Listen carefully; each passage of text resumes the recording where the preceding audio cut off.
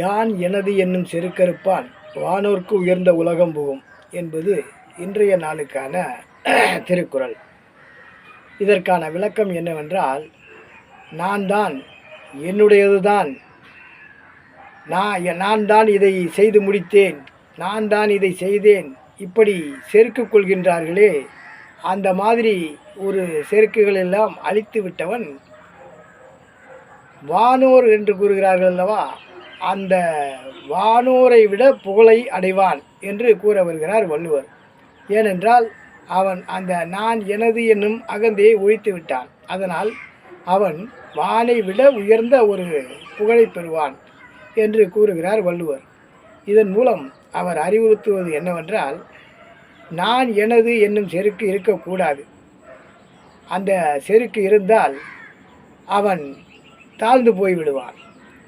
அந்த செருக்கு இல்லாதவனே உயர்ந்த நிலைக்கு வருவான் என்பதற்குத்தான் இந்த குறளை எழுதியிருக்கின்றார், ஒரு எடுத்துக்காட்டாக. எனவே அவர் கூறிய அந்த நான் எனது என்னும் அகந்தை யாருக்கேனும் இருந்தால் அதனை இன்றிலிருந்து விடுத்து விட வேண்டும்.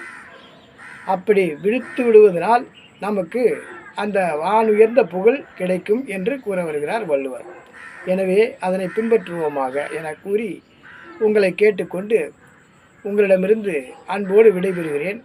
தயவு செய்து இந்த காணொளி பிடித்திருந்தால் உங்கள் நண்பர்கள் அனைவருக்கும் ஷேர் செய்யுங்கள். அவர்களையும் சப்ஸ்கிரைப் செய்து சொல்லுங்கள்.